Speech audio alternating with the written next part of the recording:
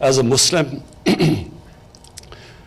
we are told in the holy book by the Almighty, the divine book, that we have to follow the example of our Prophet, peace be upon him.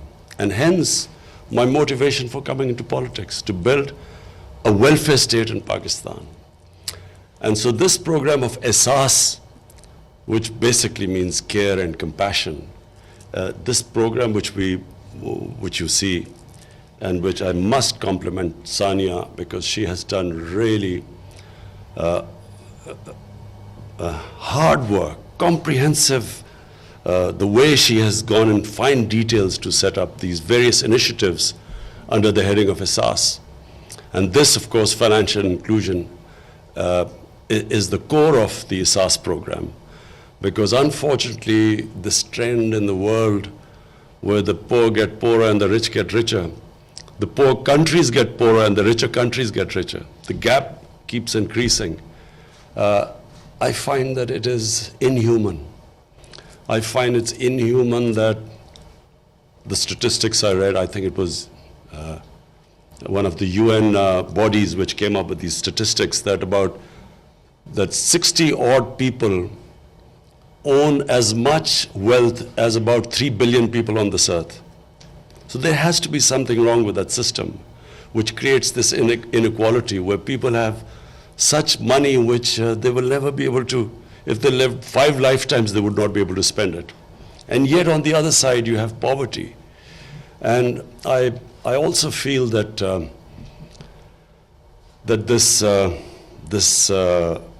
greed in the universe, where you have the rich wanting to avoid taxes, so have their offshore accounts and these tax havens, and would do anything not to be part of, not to pay their dues so that you can lift people out of poverty, as what China has done.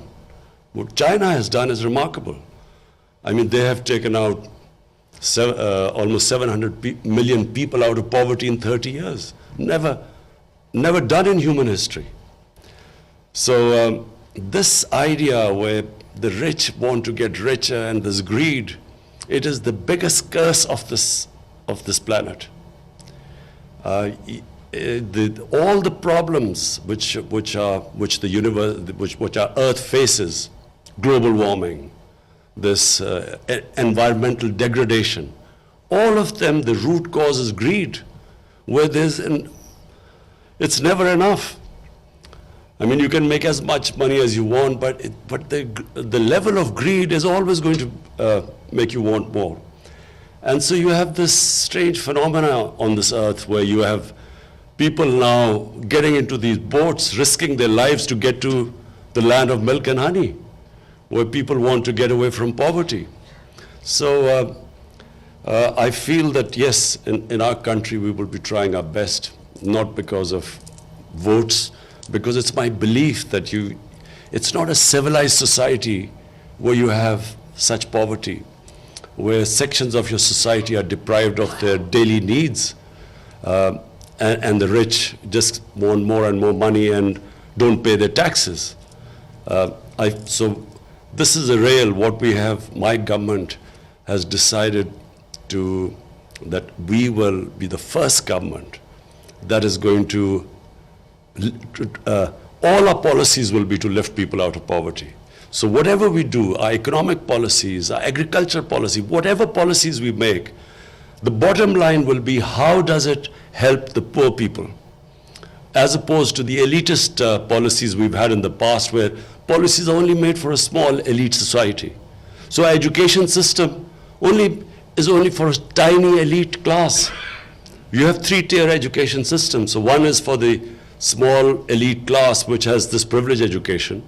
Then you have the government school education, which is for the poorer section. And then right at the bottom, you have these dini madrasas, which are religious schools, which cater for the poorest of the poor. So we have a 3-tier system. So the poor, the bottom two, do not get good jobs. So the society only caters for the elite. The hospitals are for the elite. Taxes, poor people Common people pay taxes because most of our taxes come from indirect taxes. The rich hardly pay taxes. So the whole mindset has to change, where the whole society as a whole decides that we cannot allow this unfair, unjust system to continue. And this SAS program is a beginning. We hope that as it starts kicking in, Sania has made great efforts to make sure that there's credibility, that there's integrity in the system, that we do not allow the system to be misused, as most of our programs are misused. So we've taken great care. People are, because of our economic situation, for our restructuring the economy, getting out of an economic crisis, people are suffering. But we decided that we are not going to throw away money unless and until we have a credible system of distribution. The most vulnerable section are women from the poor background. And we cannot, as society, cannot move forward if it does not educate and look after its women. So our top priority is to lift our women out of poverty. And we have a big range of measures which we hope that we will be able to take them out of poverty.